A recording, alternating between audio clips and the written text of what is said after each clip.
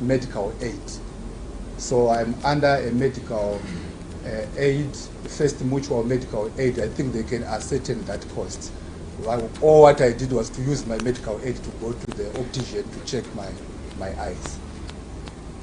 Finally, you said there were, when the demonstrators were gathered, they saw some police officers. Do you know what happened to the police officers when the army came in, or you were no longer watching? No, I did not check what later happened. I heard gunshots. I was working on my documents. So when my office window was hit and glasses falling on my table, that's when I had to sit down. So when I later had to check outside what's going on, then I didn't see police officers. All what I saw were people running and getting into town. Thank you very much. I know I have any questions for you. I will end you off at the commission with any questions for clarification. Honorable Chair. Thank you very much. Are there any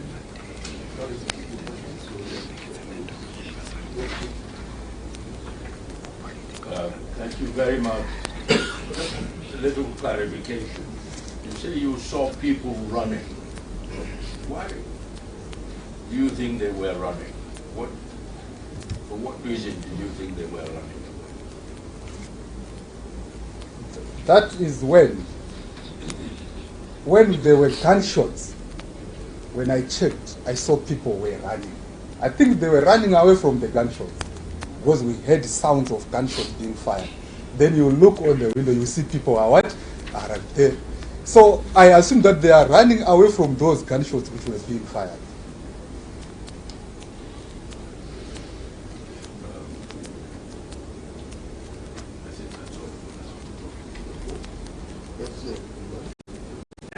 Mr. Mtemtema, you said you saw about 400 to 500 people who were converging, or who were coming to converge at the ZEC offices. Were you able to identify what group of people they were? No, I did not know who they were. What I saw were a group of people who converged at ZEC, and then I saw police officers also there. What were these people doing? These people were singing and shouting. What were they singing and shouting? I no longer remember the songs which they were singing. But what I heard was say, ZEC is stealing our votes. Right. You also said you saw a construction vehicle being moved so that it could barricade the road. Yes. And then you also saw the police assisting, is that correct? Yeah, I saw police also barricading the road to ZEC. So they actually built a wall, like police lining up facing Jason Moyo, where the demonstrators were. What was your perception of the situation after the police had barricaded ZEC and the people kept on singing and saying whatever they were saying? And you are saying there was harmony between the police and the people. Yes, I saw a coexistence of the demonstrators exercising their right and the police. And I was also surprised because I know the behavior of the Zimbabwe Republic Police when it comes to unsanctioned protest actions. So when I saw that coexistence, I said, now our police know how to make peace. Because I work for an organization, for your information, my organization had a history of people being beaten by police for demonstrations. And it's actually captured in the ILO Commission of Inquiry of 2009. That report is there online if you Google it. And just last week on Thursday, my Secretary General and my President were beaten by police at our offices for an intention to do a demonstration. This last week on the 11th of October 2018. So on the 1st, when I saw police had made a barrier, demonstrators were singing on that other side, no one is attacking each other. I said, this is what I call policing now. This is good coexistence between the demonstrators and the law enforcement are there. You were saying they were shouting and saying ZEC is stealing our vote. Whose vote? I don't know. I did not ask them.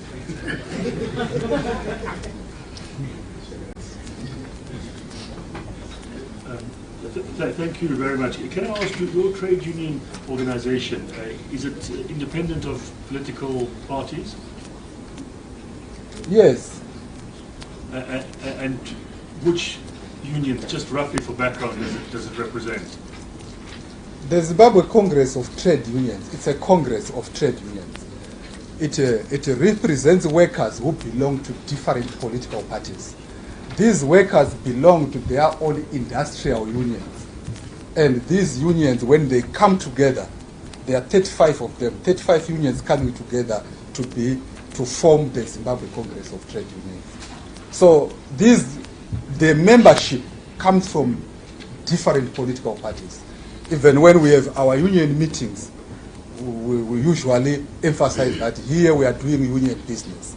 If you have got issues to do with politics, go to your political party, not in the union business. Thank you. We're trying to get to the bottom of the sequence of events. So I'm going to ask you some questions about what you said about the first time you heard gunshots, which you said didn't really alarm you very much. Yes. There was a set of gunshots, just to clarify, where you weren't concerned, and then the gunshots stopped. Is that right? Then the gunshots? Stopped. So there was a first set. Yes. And then there was a pause of time, and then more gunshots afterwards. I'm just trying to understand that sequence. If you can, as far as you can remember, reconstruct that for us. Yeah, you saw, having observed the coexistence which was between the police and the demonstrators, I never bothered about what was happening downstairs. When I heard the gunshots, I just said, maybe the police and those demonstrators, I think they are trying to disperse them. Or maybe they were just firing empty things. I later realized that, this was real when my office window was then now hit and broken glasses falling on my table. This thing is serious. Yeah, so that's what I still recall. So just then to clarify, there was some initial gunshots which you weren't that concerned about. Was there a pause then before there were more later, or did it just continue? There were a little bit of a pause, but continuing. Right. Yeah. And how long was that pause? It's less than 2 minutes. So up until 2 minutes, it could be as long as that? Yeah, I would think so. And then there were more gunshots. How many? Can you help us? I mean, not necessarily 1, 2, or 3, but was it a lot, an overwhelming amount, or not so much? We're trying to get a sense of what happened on the day. Yeah, it was quite a lot. You know, when you have been, your office has been hit, glass is falling down, you are no longer concerned by how many is happening. You are now concerned about yourself. And say, I think I'm lucky, let me take cover. So I could just hear some gunshots going on into town. So that is when I later said, let me check. Because the movement has passed by our building. So that's when I said, let me check. Then I saw people in army uniform, branding guns, pointing everywhere, going into town. And how many people did you see doing that, roughly? Yeah, roughly about 5. And how high up is your office window looking down? As I said, I'm in the 3rd floor. Yeah, that's the last floor on that building, the 3rd floor. And did you see or know of any damage to shops on the street below or any vehicles? Yeah, at our building there are shops on the ground floor. All those shops were closed. People closed their shops. Some locked themselves inside, and I didn't do the assessment to see whether there were some damaged or broken windows to those in the shops underground. And did you hear about that afterwards, that there was damage? No, nobody talked about it. All what we have were stories that, this place was dangerous on this day. And then the 300, 400, 500 people that you saw, did you see them from your window? Yes. If you have the opportunity to go to our office and get into my office, you can actually see how glaring it is. Because just the Jason Moyo Street is just like here, and my office is just like here, and the window is just, it's a big glasses. You can just actually see what is going on along that street. And over what time period did you witness them? Was it about an hour, longer than that? The whole incident or the gunshots? No, the whole incident. And all the people the whole that you viewed incident, there. I think it started around between 10 and 11 up to about 3 or half 3 approximate time. And you said in that time that the group got bigger. Did its manner change at all, or what they were doing? Did they become more aggressive, or was it the same throughout? It was the same throughout. I didn't see any aggressiveness. And when you saw the police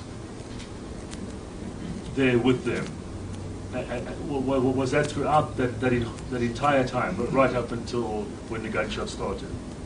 That was before the gunshots were fired. There were police at SEC offices. We had barricaded the road so that people cannot go into SEC. So the police were stopping people getting in? Yes. And do you know if they tried to get in at all or advance on the building? What I saw were people along Jason Mall, and police were barricading. So whether they were trying to get in, I didn't observe much to that. Yeah. Thank you very much for your answers. All right. Welcome. Thank you, Chairman. Can I ask you a few questions? Yes. When you had your windows shattered, were you able to see the objects which hit the windows? I did not see the object. I tried to check in my office. Where is the object? I couldn't see any. You talk of some other offices where downstairs which were also shattered. Did you see any objects that hit those windows? Yes. You saw the object? Yes, there were some objects in that office.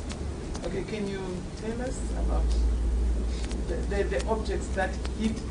In the second floor, in the second floor window. Yes, there were some objects like, what do you say?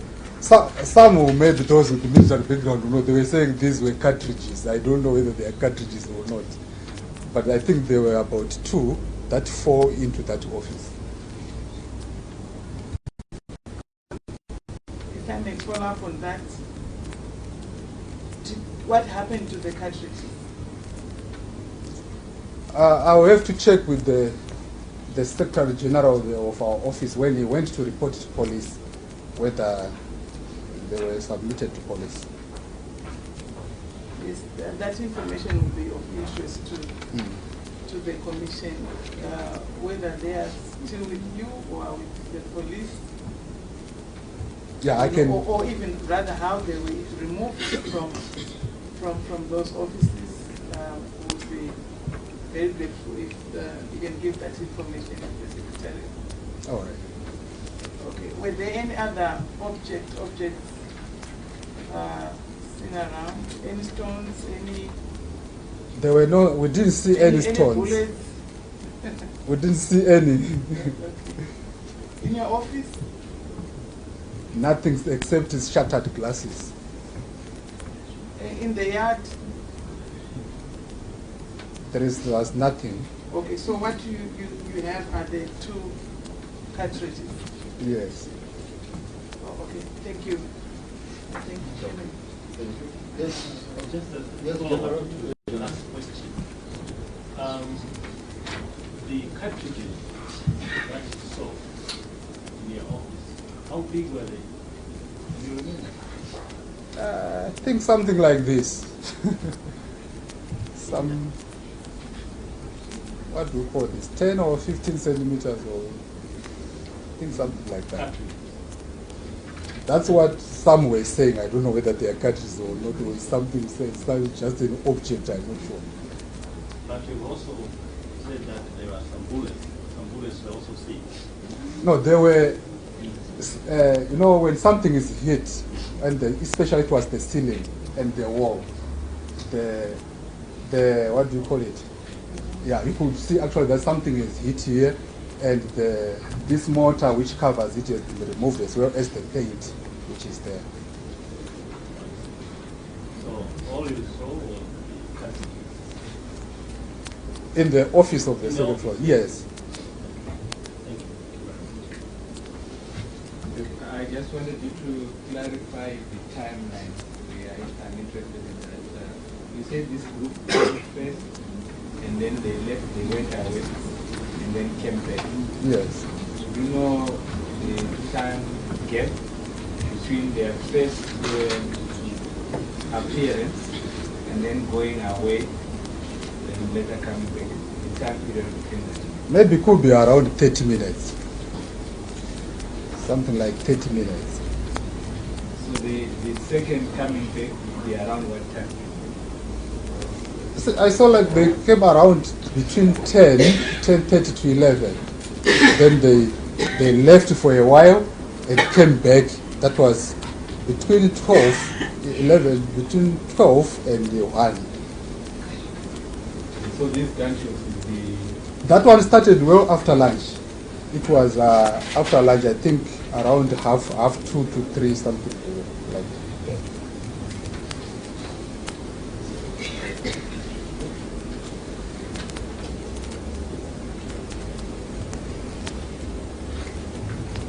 Yeah, thank you very much for your testimony. I hope you will actually find a permanent solution to your eye problem. Because you need that. That's part of your ability to read documents and so on. It's in your line of work. My question really relates to the position of the window in your office that got shattered and the offices below where this object type hit the ceiling and the wall. Are they in the same block? Yes, is the same building. I am on the far western side. This reception is on the second floor, at the middle, in the second floor. So we are like somebody's at that window, and somebody's on this side. So it's quite a distance. So the possibility exists that the projectile that caused the window to your office to be shattered is different from the ones that most likely shattered offices below. Yes, I will assume so.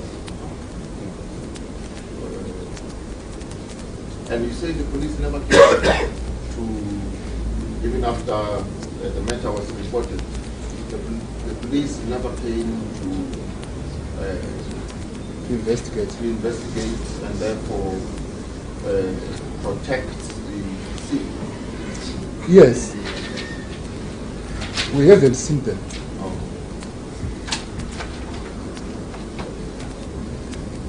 No. Thank you very much. No further question. I think we will step down. Thank you. Okay, I think now is time for us to adjourn for lunch. It's nearly 2 o'clock. We still have 6 more open witnesses, but in view of the inspection is also that we are going to check after lunch, I'm not sure as to whether we'll be able to hear their testimony.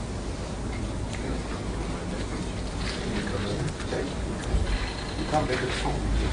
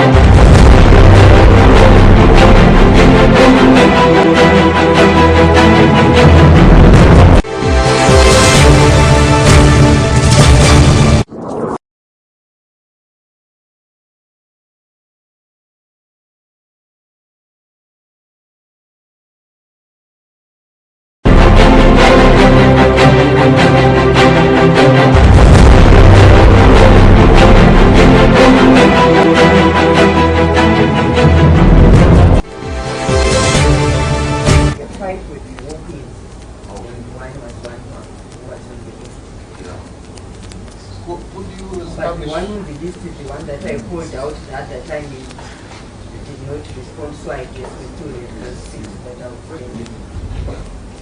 Could you establish with them whether if it would be okay for them to come back tomorrow, because we are about to adjourn for lunch, and after lunch the commissioners will go on an inspection in local of where all these happenings will take place. So chances are that we will not be back in time for us to continue with the remaining witnesses. So maybe if I may call them without the feedback. Love watching of Puta. Innocent Wetai. Innocent Wetai. Smart boy, Musim. James Said. Atwell Garanea. Lawyer.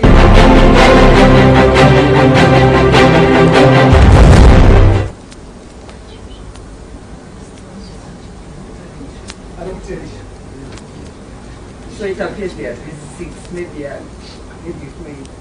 would you be able to come back tomorrow? We are Comrade President. Yes. Not sure this is Zimbabwe. And would have loved to give our input today. Because we cannot guarantee you what will happen tomorrow. Especially when we put our names there, we might not see us tomorrow. The same time very soon. Okay.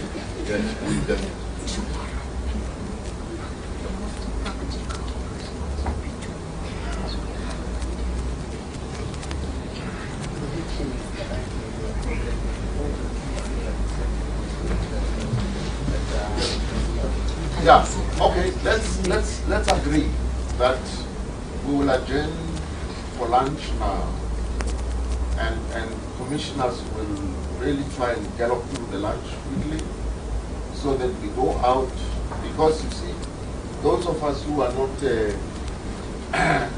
residents of Harare hear the names. You see, people were running down George St. Lucas Street or any other street or Park Street and so on, and it's difficult to make a draw a mental picture of the locations and so on. So that is why we want to see the lay of the land, so to speak, and then we will be armed with maps so that as people testify, we are able to plot exactly the spots where things have taken place. So, so that may take a bit of time. We commit to be back here earliest by 4:30 so that we can continue. And then we can take the rest of your testimonies. Is that okay? It's okay, say, but if you don't see us, maybe someone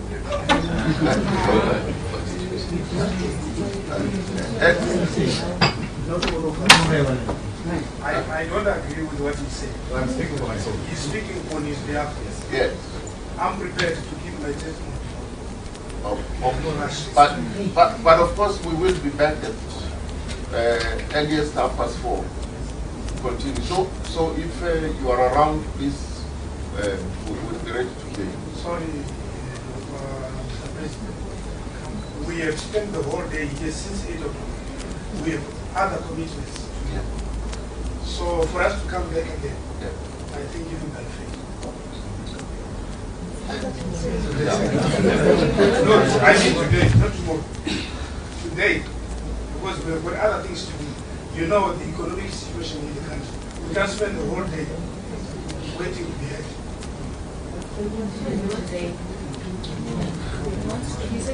We thought they could say they could adjourn their inspection and continue with the.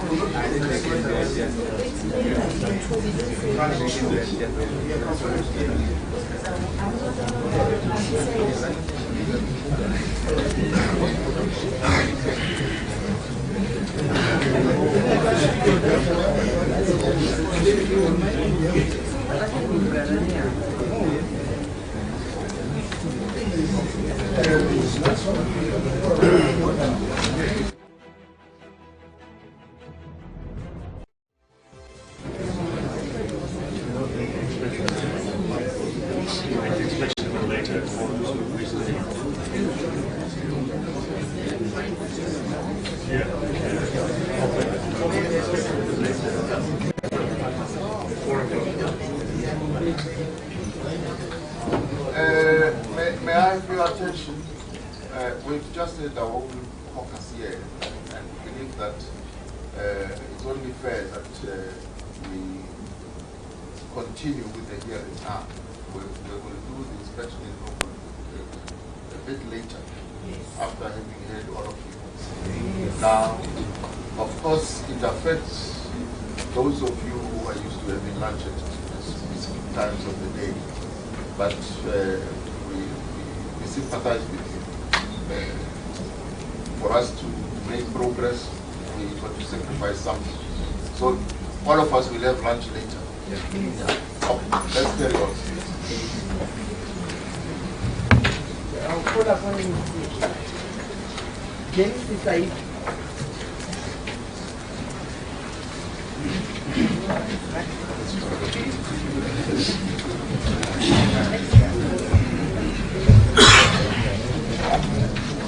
Makasun Goshan Sam Tauro, English.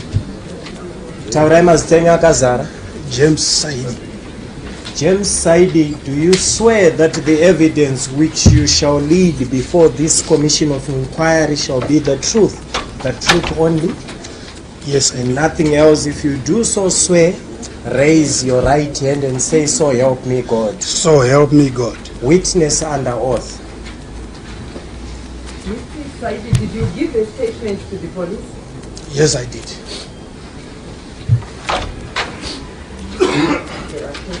Doesn't appear. Where was that? No, maybe I didn't hear your question correctly. Also, I mean, yeah, I put it wrongly. Did you give your statement for the commission? Not yet. Not yet. But you gave a statement to the police. What was it in connection with? The same thing that we are here, gathered here for.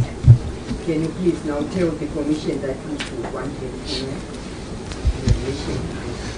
Just a brief background. I'm a farmer, and then I run a small business in town, a small hardware in town. On the 1st of August, I was walking. I had parked my car at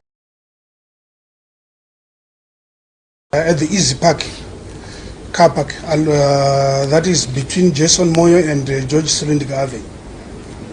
So I was walking along 4th Street up from Farm and Seat. I had gone to buy some goods there. Then I found the shop closed. As I was crossing Robert Mugabe, I saw people running coming from the direction of Robert Mugabe. So everyone was in a panic mode and everyone was running in all directions. There was a group of people coming from Eastgate, going towards 4th Street bus ring. And these people were singing and chanting. Some of them had iron bars. Some of them had stones. They crossed 4th Street and we took shelter at engine garage at 4th Street. They went into the rank. I don't know what transpired there. They came out of there running, coming back onto 4th Street. So as I was about to cross Speak Avenue, the group came from 4th Street rank and they were singing along 4th Street, going up along 4th Street. Then suddenly there was a Range Rover Discovery 4, green in color, that came from the direction of Miko's Hotel. There were 2 occupants in that car. The car stopped right in the middle of the road, and of the 2 occupants that were there, without fear or favor, I can mention their names. There was Jim Kunaka on the passenger side, and there was Tendai Biti driving the vehicle, the said vehicle. They parked the vehicle right in the middle of the road, and he chanted the slogan, "Ahoy, my comrades, ahoy." Everyone came to the car. Then Jim Kunaka came out of, got out of the car, and he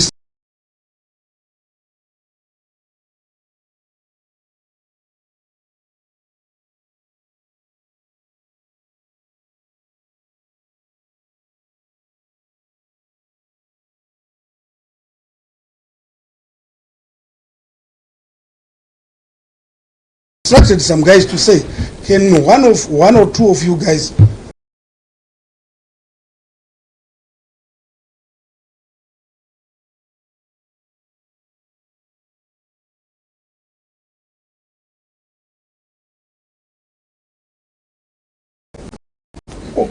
on the perimeter wall of the ZANU-PF provincial headquarters, there were some vendors there, and those vendors tried to resist. They didn't know what was happening, and there was a skirmish between the vendors and the demonstrators. Then they retreated. Then the next thing, somebody shouted that no, there's a policeman there with a gun, and Jim Kunaka gave instructions to say no, there is only one policeman there, and he's got only one gun. I know the place, I've been there before. So that started everything. All hell broke loose. People started throwing stones. Some were climbing over the perimeter wall. The next thing, because I was fearing for my life also, I took a refuge at Baker's Inn on Jason Moyo, which is about, it was about 20 meters away from where the group was gathered. The next thing that I saw, there was smoke coming from the ZANU-PF provincial officers. Then, in the car park adjacent to the provincial offices, there was also smoke again. Fearing for the safety of my car, I ran in there, into the park. Fortunately, they didn't touch my car was not part of the property that was damaged. But there was a bus that was on fire, and 2 vehicles parked closer to the bus. From there onwards, there were gunshots coming from the provincial offices. People retreated first. Then they came back. Then there were 2 police water cannons that came and 3 police trucks. But what happened, to my surprise, instead of the police attending to the scene, they chose to divert their route. 2 police water cannons turned left into George Silundika and went towards the Railton Sports Club. I don't know where they were going to. And the 3 armored trucks remained stationary opposite the Premier Medical Clinic. That is far away from where the group was gathered. Then the next thing, the water cannons came back along Nelson Mandela and turned again back into 4th Street and went straight. We all thought they were going towards where the fire was, but instead they made a U-turn at Jason Moore and 4th Street and faced north again without anything. One truck tried to spray some water, but I think he must have used it somewhere else. There was no water. You could tell that there was no water coming out of the sprinklers. So from there onwards, the next thing that I heard was a helicopter. A helicopter flew past, going straight along 4th Street, and we all ran for safety. I jumped into my car and I drove out of the seat straight away. What time of day was it? Around between 2 and 2:30 in the afternoon. That's when it started, but the helicopter, I think it came around after 3. Other than the helicopter, did you see any soldiers around?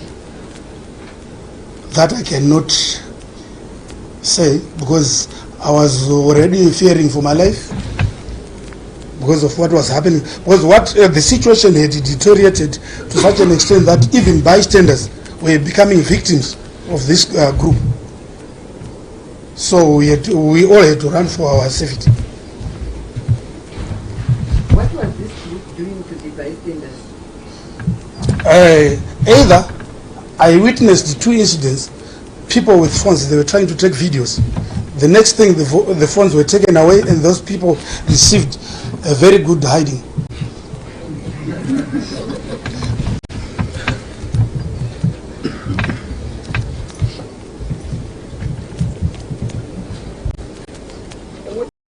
Able to tell whether this group of people belong to any political party? Yes.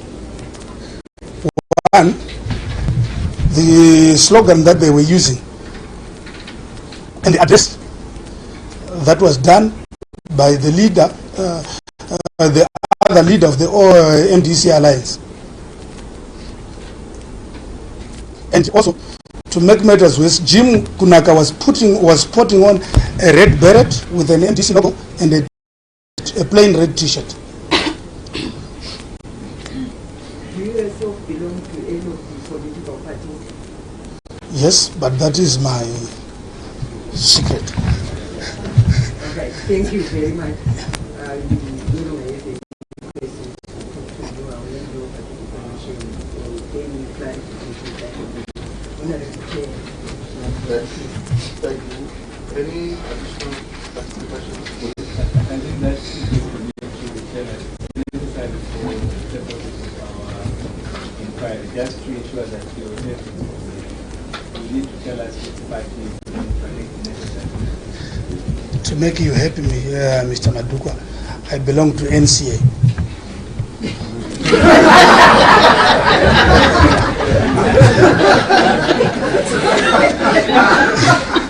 I thought you said you belong to the other player. No, I never said that. I think you didn't. You must have been taking a nap there when I was talking. But I never said I belonged to ZANU-PF. Yeah, but now I think you need to understand. It's important if you really want to ensure you can assist. That should be an important piece of information. Right. To the executive party, this is the way you're thinking. It shouldn't be useful for us, please. No, the truth is I'm a member of the NCA. You can check your records. My name is there.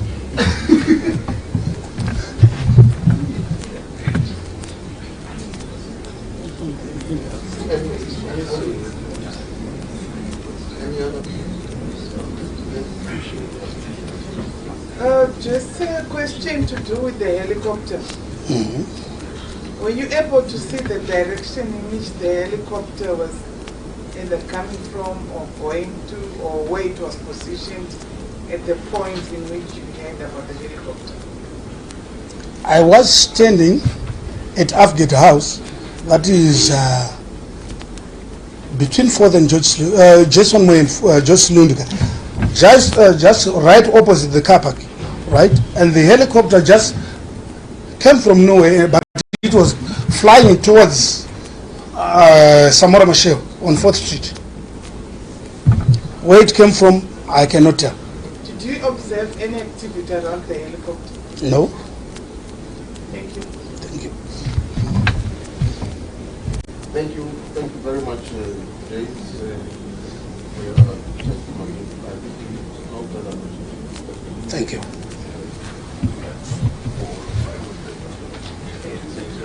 I'll call upon our 8 witnesses, Love Mochi Mokuta.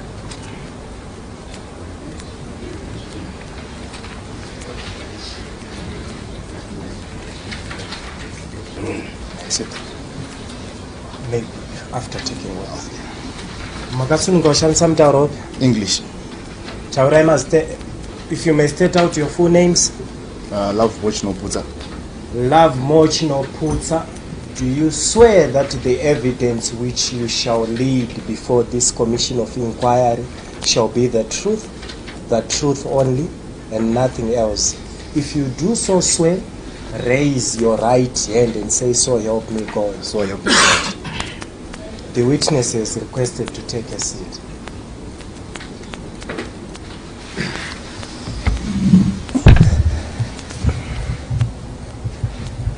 Mr. you confirm that you did not give any written statement? Yes, I didn't give, and it was deliberate. You are able to assist the Commission with information? Yes, I am. Can you please proceed to tell the Commission that which you think may assist the Commission? Yeah, maybe before I proceed, if I may ask from the Chairperson, Comrade President, if I may ask from the Chairperson, Comrade President, to be able to guarantee that nothing will happen to me after I have given my evidence, because in Zimbabwe, as you may be aware, there is freedom to speak, but freedom after speech is never guaranteed. So I wanted to check if I can be free to give my information, and knowing very much that I'll be protected and nothing will happen to my person as far as this issue is concerned. Yes, as far as the commission processes are concerned, you are protected. If anything happens to you, the classic laboratories. Thank you very much, Comrade President. Yes, so now you can proceed. Thank you very much, Madam. As has been said, my name is Love Mochi no Putsa. I am a Zimbabwean citizen, but I also I'm here to give my my evidence as a citizen of Zimbabwe. But I also thought it's important that I also tell who I am in other spaces, so that it can also be clear.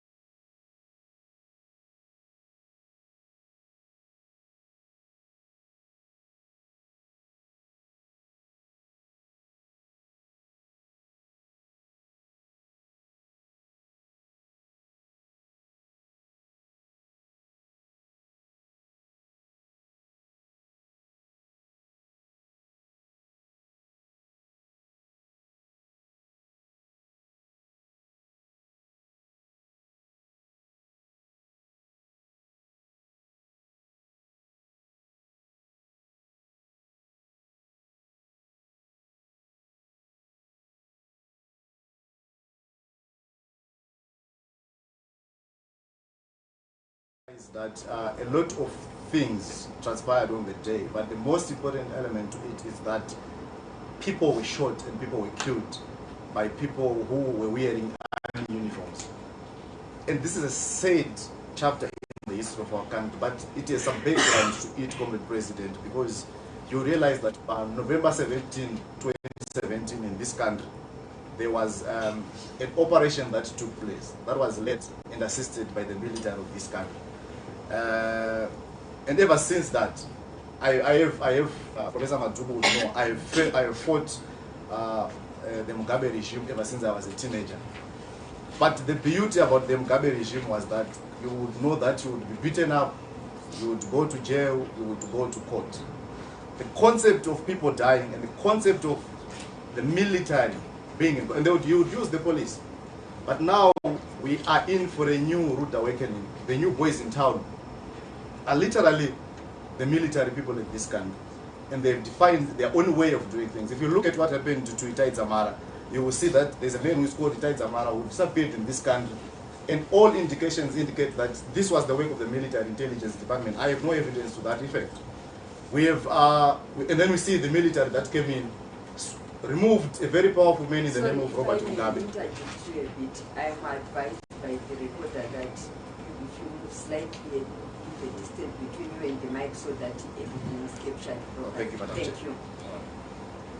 I'm just giving a background of how powerful the military have become in this country and how they are being used to make life difficult, especially for anyone who doesn't agree with the current regime. So you see, Robert Mugabe, as powerful and as strong as he is, being removed. Whether you could call it a coup, a soft coup, otherwise, but the fact of the matter remains that it was the military that played a critical role. And now we have the military, we've now begun to form part of the government of the day. Some have just literally left their uniforms this day, tomorrow they are already in the government. So there's no distinction with regards to whether they've really left the barracks or they're still in the barracks. And when we have a situation where you then have, on the 1st of August, the military, or people wearing military uniform coming in to kill people who are supposedly protesting, then I think we will have a challenge. We have a problem there. So I just thought probably I would highlight that.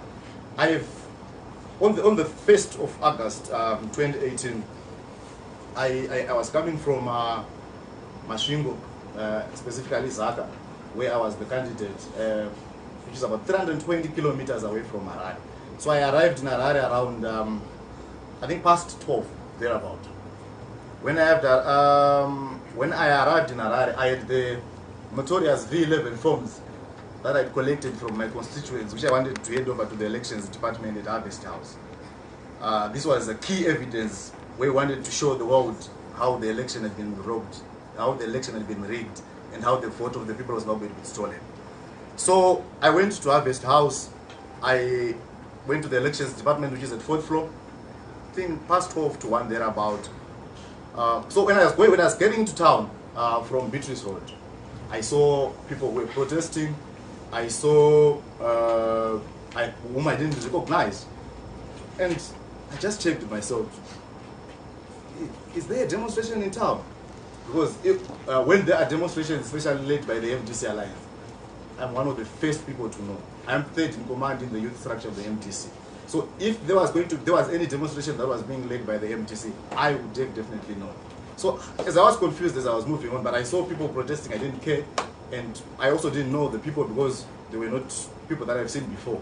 But I also noticed that there was a camaraderie of some sort between the police and the protesters. It's very rare in Zimbabwe to find protesters protesting and then you have the police, they just barricade. I think I used Rotten Road to get into town.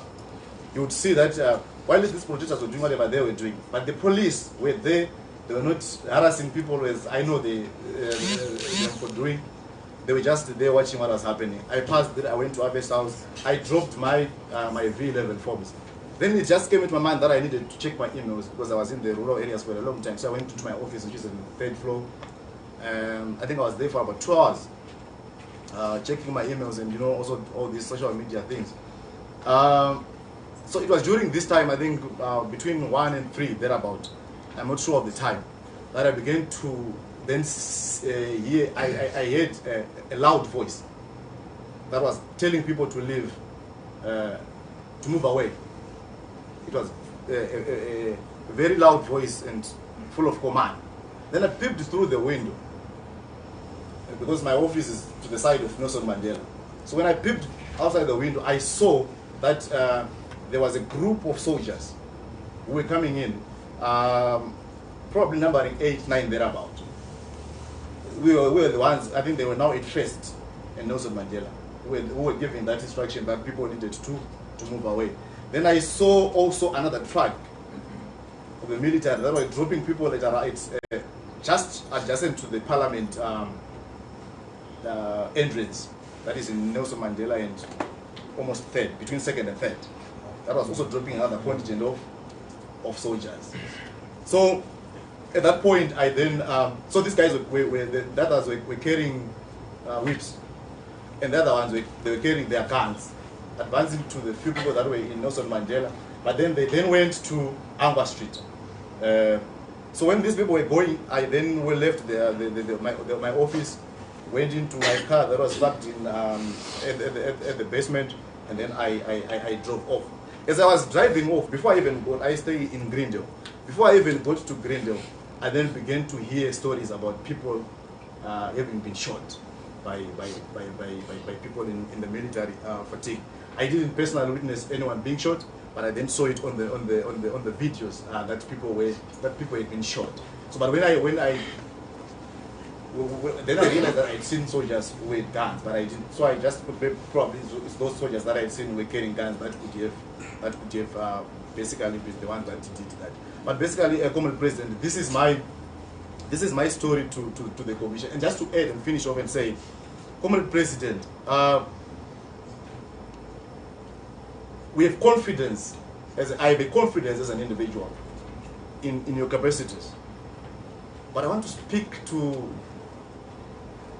my fears as an ordinary Zimbabwean about the composition of your commission, Comrade President. While I find it very encouraging that a president, nevertheless the fact that some of us are contesting this presidency and we continue to contest it, but the fact that the powers that be has decided to put a commission, what needed to be done as far as I'm concerned was to then say the president is a conflicted individual, the vice president, the first vice president is directly coming from the army. I thought those two people were supposed to move aside and allow probably the second vice president or the outgoing speaker of parliament who was there to constitute this kind of commission. It could have added to the legitimacy that is required for a commission of this magnitude to be able to do its way. And when you look that the secretary of this commission, the secretariat, is a former permanent secretary of the president, somebody who we hear is very close to the president in terms of having worked together. When we have such a person there and administering on who is supposed to come and give witness, will she be able to then say, this information can nail my president? Can I leave it or I will remove it? I don't know. I'm not casting doubt on here. We have my sister, my beautiful sister here, Madam Nyemba. Beautiful, hardworking, everything. But now she has become the only darling of the new boys in town. Every other board you find her there. You see, Apple. I know she's now at this very sensitive board. I don't know what's his name. Procurement. What. Well, I don't even know whether she really agreed or she was forced by the boys in town to come to this commission. That's one aside. But I'm saying, why is it that she is the only one who is too intelligent or knowledgeable enough to be able to deal with these issues? My friend, Professor Manyero, she's my friend. But she's a member. We agreed to differ on a lot of issues. She's a member of the ZANU-PF Women's League, if I'm not mistaken. She should have been a provincial administrator at some point, provincial secretary at some point. But your love, your admiration, and your support for ZANU-PF is not questionable. It's there for everyone to see. Will my friend be able to then say, I can go this far in exposing what really happened, or I will protect the party which I love dearly, which I belong to. Professor Maduku, we have done so many demonstrations before together. You know very well for a fact that whenever you led us in demonstrations, the demonstrations that the pro-democratic movement in this country have always done are never violent. I have attended several demonstrations from the ANC. I have led several demonstrations from the MTC. We have never done demonstrations and go and attack ZANU-PF headquarters. We have never done that in our lifetime. I want to give the same kudos to ZANU-PF itself. It has held several demonstrations, million men marches and everything, but they have never dared to come to MDC headquarters. They don't. So there's an agreement, an unwritten agreement that we don't need to antagonize each other in such a way, because when we demonstrate, it doesn't mean that ZANU-PF does not have a right to demonstrate also. So if you demonstrate and go and destroy ZANU-PF offices, what it means basically is the next morning when ZANU-PF demonstrates, they will equally come to our offices. What is the point that I'm driving to? The point that I'm driving to is if there was any violence that happened to ZANU-PF headquarters, if there's any violence that happened, this could have been done by a third force that wants to create a challenge between ZANU-PF and MDC. I've also said that as far as I'm concerned and as far as I know, the demonstration of the 1st of August was never led by MDC. We do demonstrations sanctioned and unsanctioned. And when we do them, they are always in the public domain. So this mentality of wanting to chlorinate ourselves by putting the deity on key opposition leaders is wrong. It's not a good foundation for a people that want to start on a so-called new dispensation. What I would have loved the commission to do, Comrade President, as I finish off, is to say, the facts are there. The facts of the matter are that there are soldiers or there are people who were in the military uniform who came and shot and unfortunately killed people. Who gave that command? I know, I'm not a lawyer, but I know that for any deployment of the military, the commander-in-chief needs to know what is happening. Or if he's not the one who gives the instruction, I want to believe he knows what happened. So instead of swearing you in, what the president should have done to you, Comrade President, was to say, Comrade Motlandi, my boys went overboard and did 1, 2, 3, 4. How do we correct this? It's of no use coming to me. I have no link, just like many Zimbabweans in here, they have no link as to know where do we keep military equipment in this country. So I want to put it to you, Comrade President, to say that the answers as to who shot people in the streets of Zimbabwe is there for all and sundry to see, and it is the military. Who gives instructions to the military? It's their command, it's their line of command. Let's go to President Mnangagwa today and say, President Mnangagwa, with all the arsenal that we have, I know the military intelligence of this country is superb. They should be able to point who gave that instruction. If President Mnangagwa is not in control, because I've seen a situation whereby at one point Mugabe was not in control. If President Mnangagwa is not in control, let it be known that he is not in control and there's someone who is doing all this. So in Goa route, the fact of the matter is people are continuing to die. You will leave us today, you will leave us after 3 months, President. But that is not going to change the situation in Zimbabwe. You will leave us with whatever recommendations that you are going to make. So many commissions have come and gone. But it is the security of the ordinary men and women in this country that we need to protect. We need not to be worried about whether ZANU-PF, the government of the day, is going to get into the Commonwealth. What is important is your legacy around this issue should be you were the men and the women that were able to protect the sanctity of life and the security of the people of Zimbabwe. Comrade Thabo Mbeki came to Zimbabwe and messed up big time. I expect, Comrade President, I have confidence in you. I have followed you ever since your days in the trade union movement. I have confidence in you, Comrade President, that once and for all, you are going to deal with the issue of Zimbabwe, and the security of every Zimbabwean is going to be realized. The security of every Zimbabwean is going to be guaranteed, and we will live happily thereafter. I want to thank you, Comrade President. Thank you. side, if you have any questions to put to you, I will offer to the Commission for any clarification. Thank you. Chair, please. Any questions? Yes, gentlemen. Thank you very much for your very insightful testimony. I just wish to know, in view of the very high position, relatively high position that you hold in your party's hierarchy, are there any procedures which need to be followed, before your supporters go to the streets for any demonstration or any meeting, before they participate in any political rally? Are there any procedures which have to be followed? Yes. You mean in terms of us communicating with our structures or with the police? Or the police, that's right. Yes, with the police, I'm not a lawyer, but I know that we are supposed to inform the police that want to hold our demonstrations, and I think that is what we do. So whether the police gives us the nod or they don't, what is important as far as we are concerned is that we communicate with them that this is what we intend to do. And as far as we are concerned, that nothing of that sort happened. And also with our structures, when we want to hold a demonstration, we have a clear channel of communication that we do with them, where we send messages that tomorrow at this point in time you're supposed to come. We're going to have a demonstration that starts here and ends here. The agenda of this demonstration is 1, 2, 3, 4. We're going to end a petition. We try to open lines of communication with the powers that be. That is basically what we do.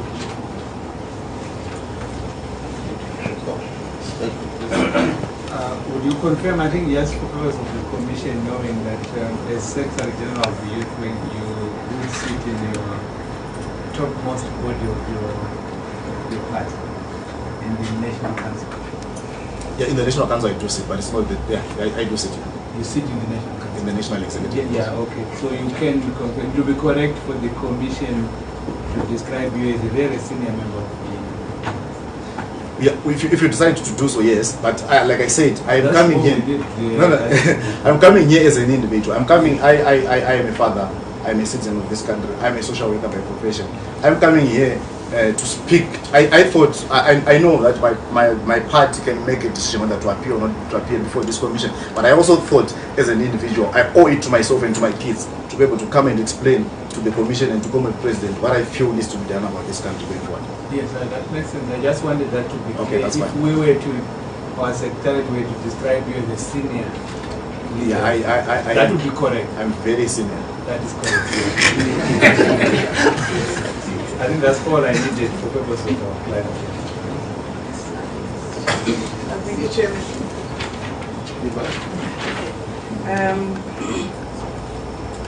My dear brother, you said when the violence happened, the violence that happened was not, it had nothing to do with MDC. It would be good for the commissioners here to know who in particular do you think was behind the demonstration? Well, this can only be speculation because I don't have evidence. What I said was that as far as we're concerned, the MDC had not planned a demonstration. The MDC had not called for a demonstration on the day in question, and the MDC didn't participate in that demonstration. But considering what then happened later, where there was a demonstration and force had to be used to contain the people, something that has never happened before, especially when the MDC is demonstrating. I want to believe and speculate that this could have been a hand of a third force that wanted to justify why they to clear the streets. So they probably began to burn cars. They probably began to stone buildings so that they would justify the entry of the military. So I wouldn't know really who did that, but I think there could be evidence, and there should be videos about people that were captured during this demonstration. And so far, if our police is not arrested anyone in connection with having been seen or captured on camera in these demonstrations, number one. Number two, if you look at the people who died, I think 6 was, in fact, they should be 7. although they are officially said to be 6. If you look at all the 7 people that died, they have no link to the MDC. What does it mean? Probably means that either these people were just innocent bystanders that were captured in the mill, or they actually didn't have, they didn't belong to the MDC. So I don't know how people got killed, but I know that people got killed. So I don't know if they were part of if among the 6 there was any who was part of the demonstrators. But I know that there were others who were not part of the demonstrators. But I'm not sure if all of them were not part of the demonstrators. But again, on all of them, there's no one who can be linked or traced to the MDC. That's why I would insist that there was no one, there's nothing from the MDC that can point to the fact that we participated in this demonstration.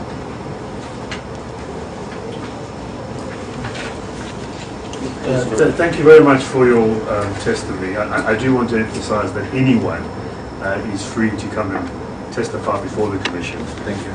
And that is not a matter for the Permanent Secretary to decide on that. That's for us as the Commissioners to do. I must underline that. And I can give you my reassurances of that. I just want to understand your testimony, because it's quite important. We have to assess the evidence independently. So is it your position that the demonstrators, and we've heard there were 400 or 500 of them, maybe more, had nothing at all to do with the MDC? When you say nothing at all, what does that mean? Well, we've because heard people don't move around being asked whether they belong to some people for the MDC. So, well, we've heard evidence. To be fair to you, we've heard evidence that many people had MDC T-shirts on. They were claiming to be members. They were singing songs that align themselves with your party. And I'm just trying to, in my head, work it out for you as an official to be saying that you had nothing to do with that at all. I mean, is that really your evidence, or what exactly? No, it remains my evidence that the MDC Alliance had nothing to do with this demonstration. Why? Because number one, the MDC didn't call for this demonstration, and I was clear to you that for the past 6-7 years, all the demonstrations, at least I'm in the know about all the demonstrations that have happened in this. I may not be participating, but I will know that at this point there's going to be a demonstration. So at that point, I know for a fact that we didn't organize a demonstration. The MDC didn't call public or otherwise for the demonstration to happen. And when you look at there were 23 contestants in this election, and the results had not yet come to show that this race was a 2-man horse race.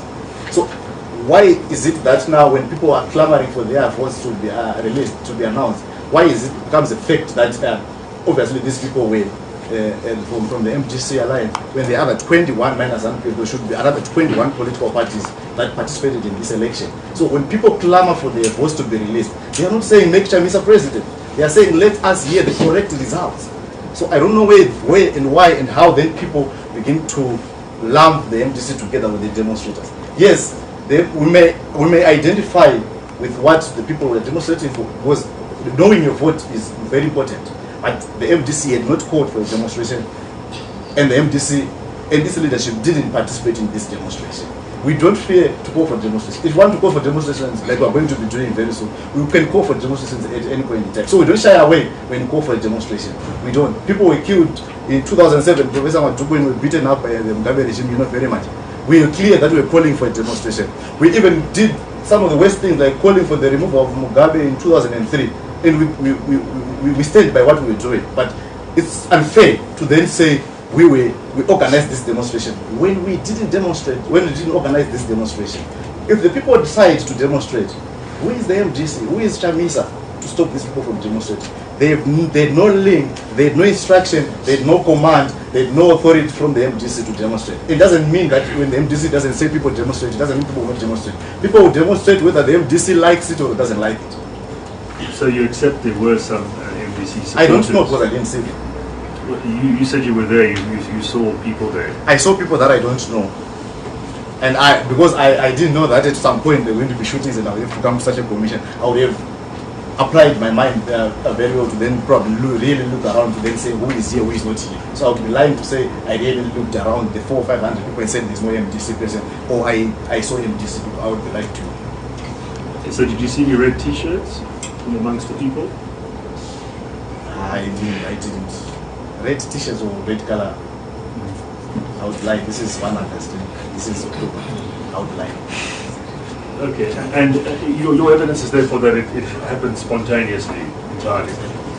I'm not sure. It could have been organized. It could have been spontaneous. But what I'm saying is the MDC Alliance didn't organize. That's how far I can go to speak in terms of that. And just to clarify again, because I just need to be able to assess this afterwards.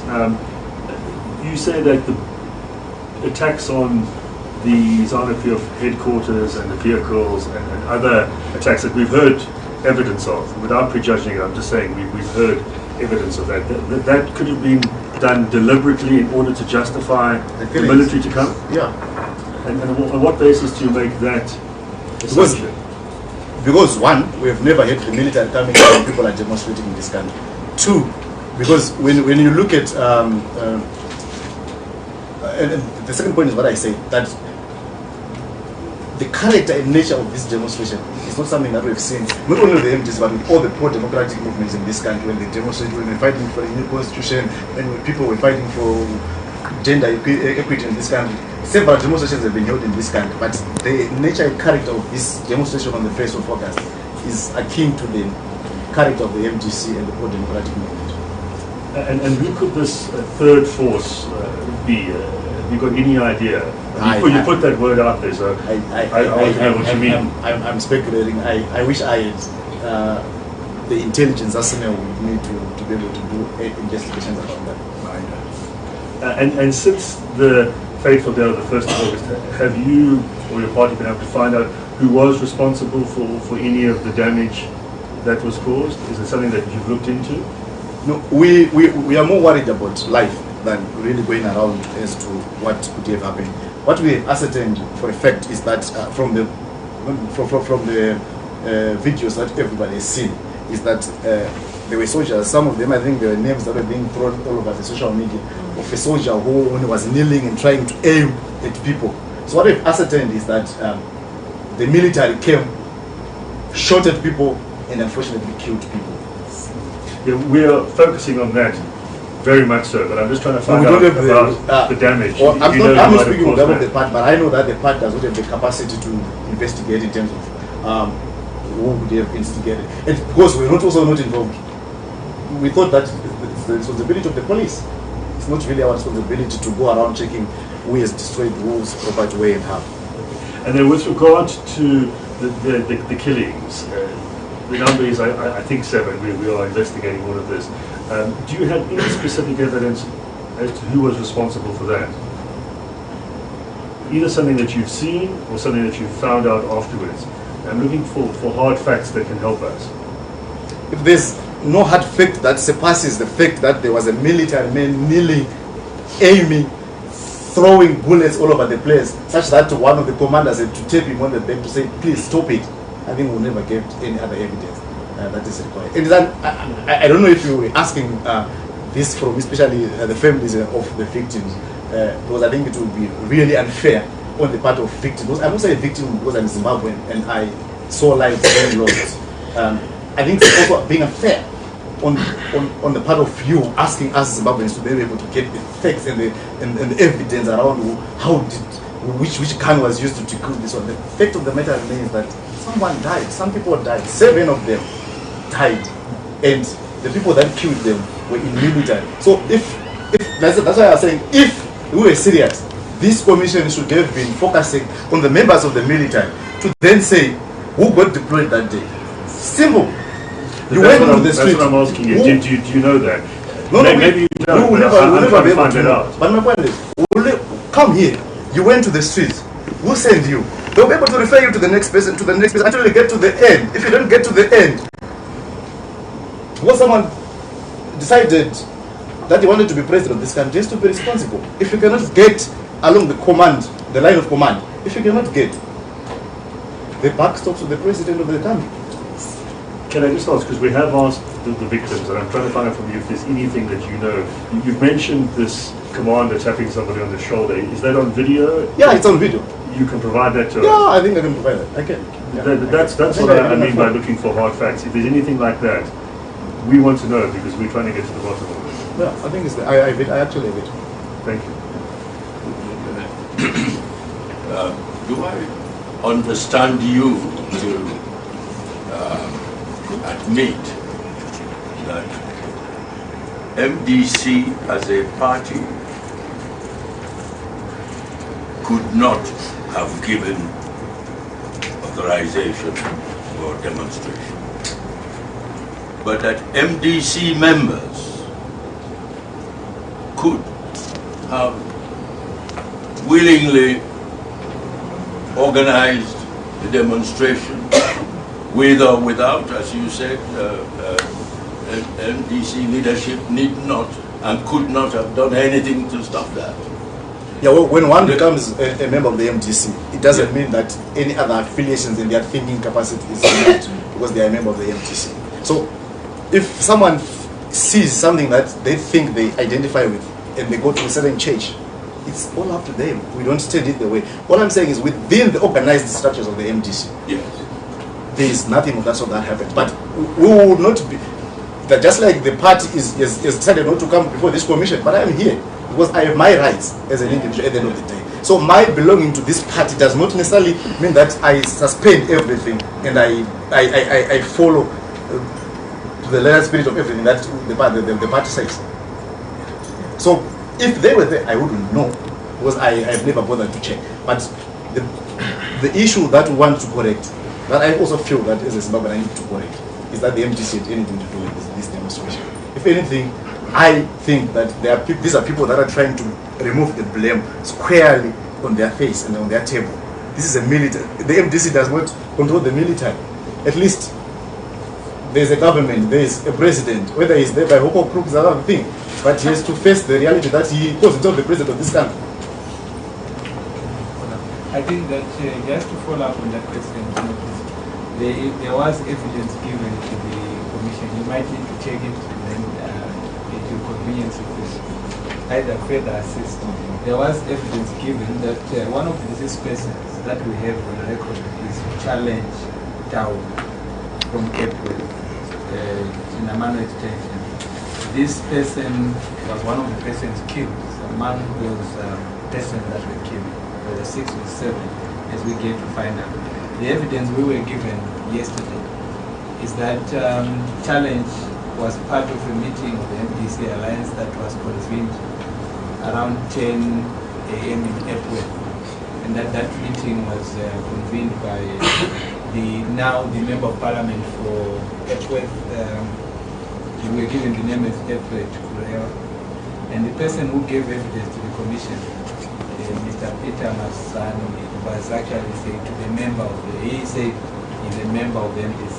He said there was a meeting organized by the then successful member of parliament, and that people were given $2 each to get to town, and that the purpose was. So you might need, from the evidence you have given us, which is very clear that I think we've understood it. You are saying that the MDC Alliance at that level never organized any protest.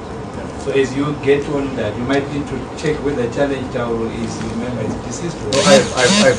I've seen the evidence, and it's this kind of misinformation that also makes me as an individual to want to be part of this process.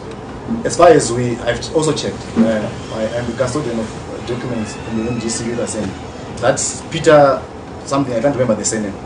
Since to be our member when our former Vice President Tokozani Kupe left the party, he left with Vice President Kupe. So he's no longer a member of our party.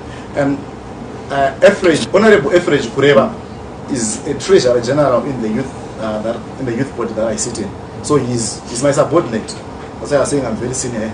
So there is no way that Honorable Kureva could have organized a meeting of that magnitude and fail to communicate to the authorities that way. If anything, I understand that Honorable Kureva is actually in the process of suing that guy for defamation, because I think he went overboard. People should be able to learn that you can only go this far in terms of presenting facts. So I'm not sure whether he has been able. In the morning, he was saying he wanted to go to the lawyers to check if it can be sued. I don't know if sued is the correct English. So, but what I'm just saying is that the information that was given by that Peter could have been, remember Peter stays in Epworth. We just coming from a congress, from an election, and Honorable Kureva is one of the people that were contesting, and I know for the fact that Peter was supporting another candidate from former Vice President Kupi. So it could be an issue of sour grapes there, but I think at their level they are going to be able to deal with each other in terms of who was saying the truth and who was not saying the truth. But as far as I'm concerned, that meeting never took place because we don't have it on our records that such a meeting took place. And if Honorable Kureva did anything, he didn't do it with the blessings of the party, which I doubt because he's already communicated to the party that he didn't do anything of that sort. That's why he's taking up this issue with this Peter guy.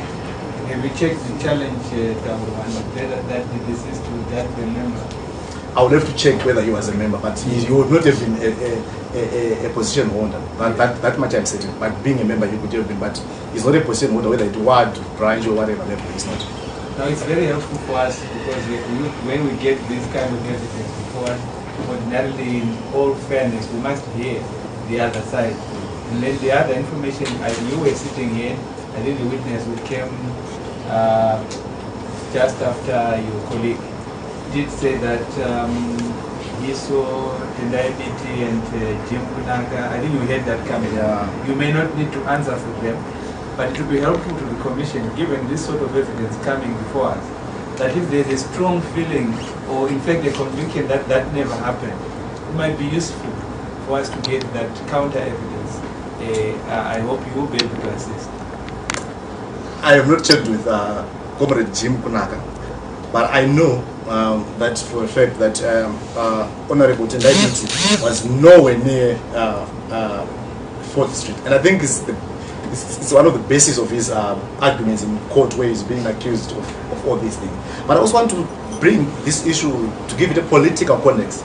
To say when you look at Harare East and when you look at Epworth, these are two populous constituencies in Harare.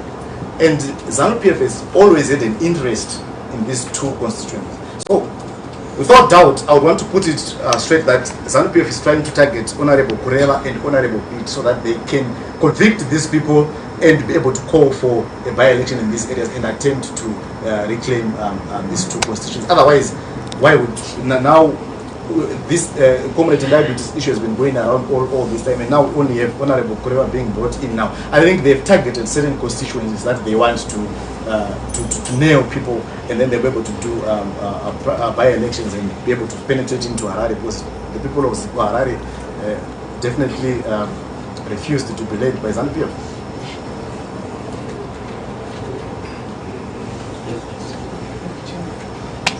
Thank you for your presentation. I want to ask about, on your way from dropping the V11 forms from the party, whether you witnessed around that vicinity any usual or unusual gatherings? Well, unusual in terms of many people? Usual or unusual. It depends how you, to you, is it usual or unusual? Well, I'm used to seeing a lot of people demonstrating. Like I've said, I've led demonstrations before, so it's a usual sight as far as I'm concerned to see people demonstrating. But when I was living, like I said, I used Kwame Nkrumah because my car was the other side of town. So I used Kwame Nkrumah into 4th and 2/4. I actually passed it through the defense house. But as I was on that day, I passed it through on my way to Greendale. Yes, but where I saw a lot of people was down there where there was SAIC offices and stuff. That's where a lot of people that were doing that way what they were doing. But this other side of town, because I also didn't go closer to the 4th Street bus terminus where there's done before, so I wouldn't really know what was happening there. Just to elaborate on my usual or unusual anxious moment of some sort. Then say, how did we fare as the NCA? How did we fare as PDP? How did we fare as all the other parties with the MDC?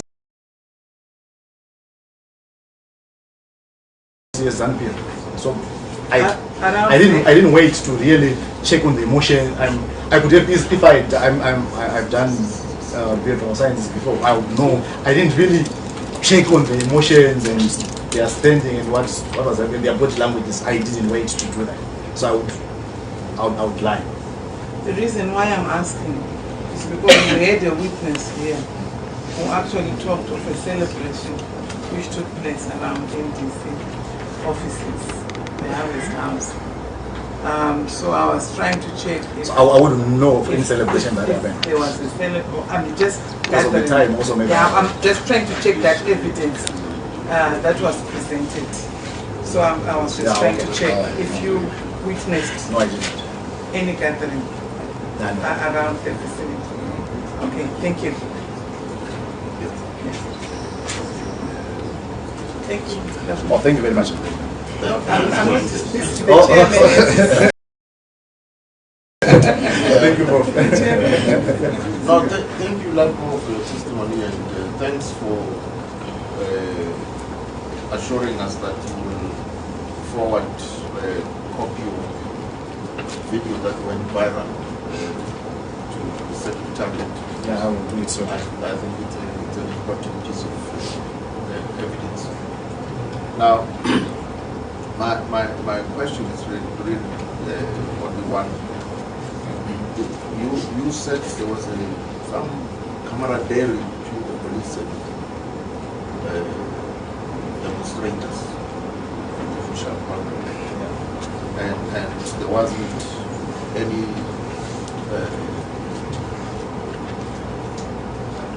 sign of conflict.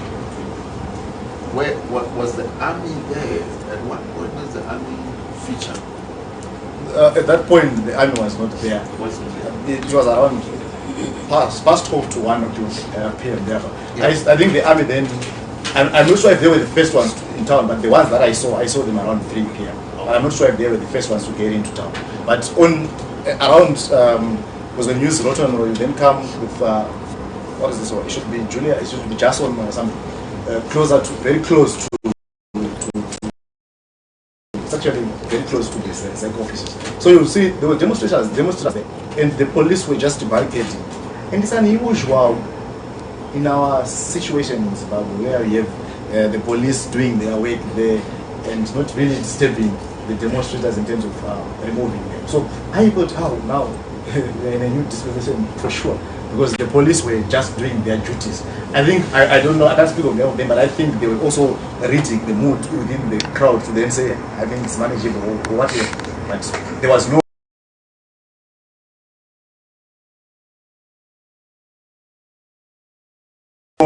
direct conflict. I've seen where people have get direct confrontation with the police or the police even confrontation with the protesters in this country. But this was going to be the case on the day. So by the time of this video, which reports this soldier taking place at people, there's no sign of the police there. Yeah, I didn't see any. On the video I didn't see. I don't know if it was now. It's just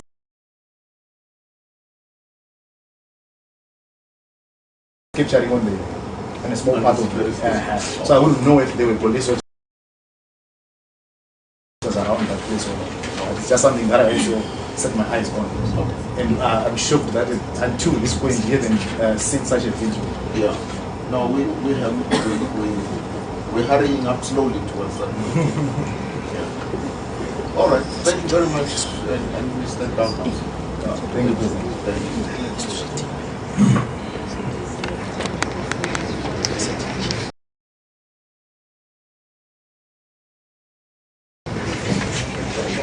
Honorable Chair, now is the appropriate time for the lunch break.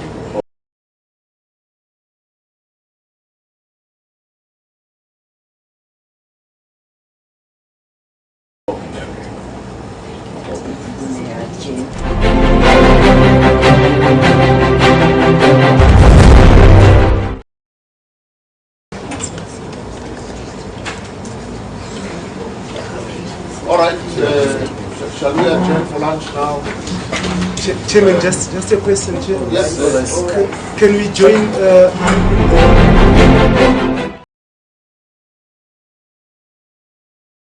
in the inspection window? Is it possible for us as journalists? I said, is it possible for us as journalists to be able to join you while you're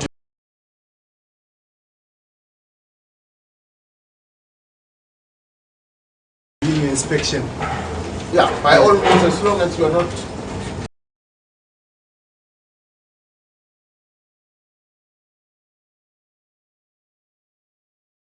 all over us.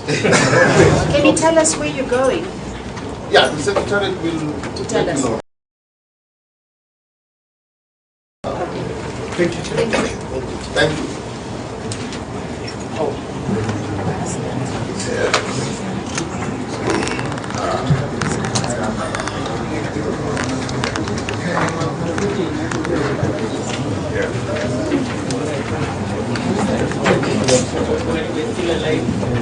Thank you very much. We'll see you later.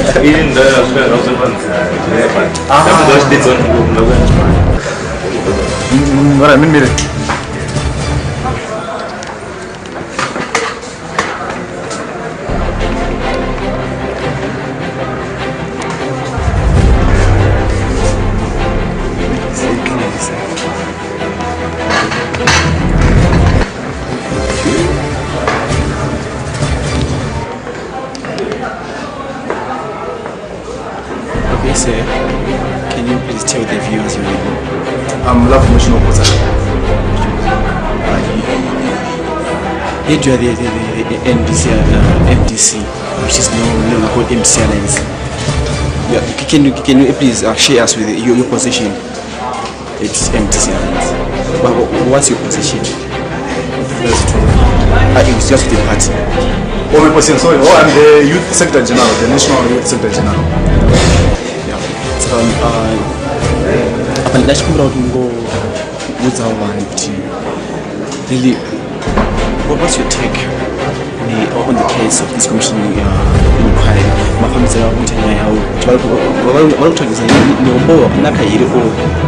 What's your take?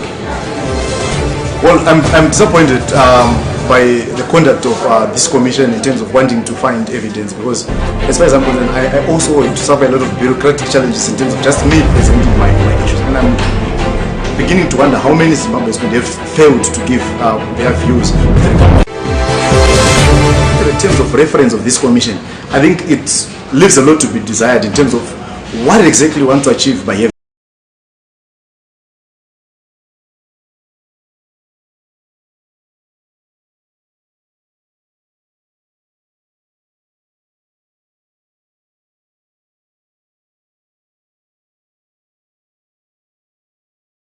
this commission. As far as I'm concerned, I think it's clear what happened on the 1st of August, that people lost their lives.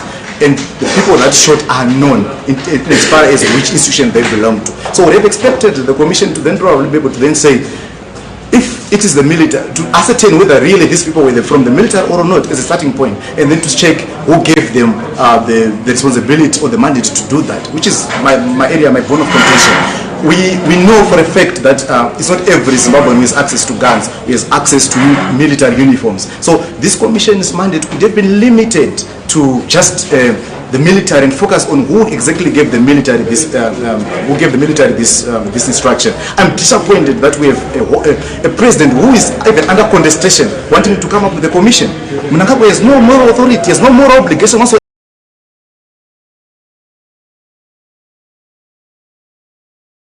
to constitute a commission of inquiry into, because he's a conflicted and interested individual. His leadership is under contestation, and for him to then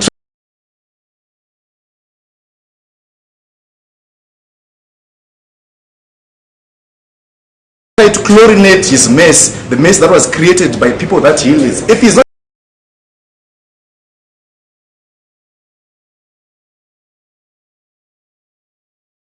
the one who is responsible, he should be man enough to be able to tell Zimbabweans who really led these soldiers that came into the streets of Zimbabwe. So we have a militarization of the regime, of the government. We have a militarization in terms of having military people coming in to serve in government. We have military people continuously not being able to know whether they have left the barracks or not. So this is the tragedy that Zimbabwe finds itself in, and it's an issue that the commission should have been more interested in than just this license fair way of investigating what happened. The facts remain: people were shot and killed on the 1st of August, and people wearing military uniform were the ones that killed these people. Let's focus on who led them, why they did that, and what type of punishment we can make on them.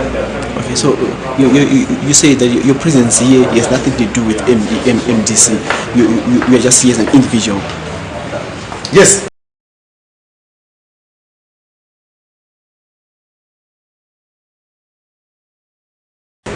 I'm here as an individual. I have a moral responsibility to, I'm also a social worker by profession, so I have a moral responsibility to speak to issues that I feel are key and important to this. I would not sleep well without necessarily giving my side of the story in terms of what is happening. I don't carry the mandate of the MDC to speak on this, but I'm speaking this on behalf of my own self, on behalf of my kids, on behalf of my family. Then say, how can we leave people to do things in a way that is not proper? The challenge that we have in this country is with people that just leave things to happen and leave things to chance. What we're trying to correct here is we want to be able to give the citizens the power to give information, the power to speak to issues that they believe in. So I just thought that my party was not going to come here, but I carried a moral responsibility. I carried the generational responsibility to come speak not only to the commission but to the international community to say Zimbabwe is suffering. Zimbabwe is a challenge of legitimacy. Zimbabwe is a challenge of militarization. And as long as we have half-baked solutions to the militarization that we have in this country, we're going to have more people being killed. As long as we have half-baked solutions to the challenges we have in this country, things are going to move. So this was my responsibility as a young person in this country. This was my responsibility as a young father in this country to then say I needed to stand up. I also needed to give a voice to the voiceless. I also needed to be able to send some clear message to the commission about things that may not necessarily come out from the bureaucratic nature in which these things are being done. That's why deliberately also I didn't give a statement before, because I knew if I were going to give a statement before, it was going to be difficult for us to give and also saw the delays that they wanted to do, trying to bring us tomorrow and everything, but to stand our ground. And I'm happy that President Mutland listened to our pleas and heard us. And I'm happy that at least I've been able, as an individual, to speak to things that I believe in and to speak to the truth that I think I know. So do you have any valid information why you particularly make it to be here? Oh, I'm not sure. You can check with the Secretary General Monzor. Okay, thank you very much. Thank you very much.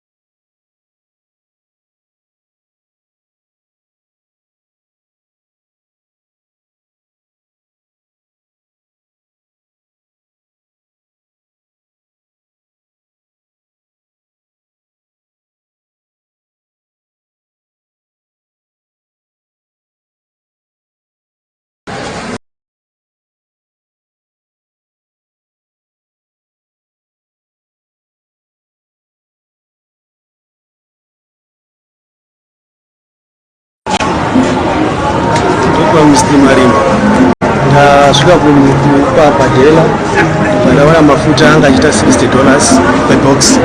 Zvitwa $60 per box.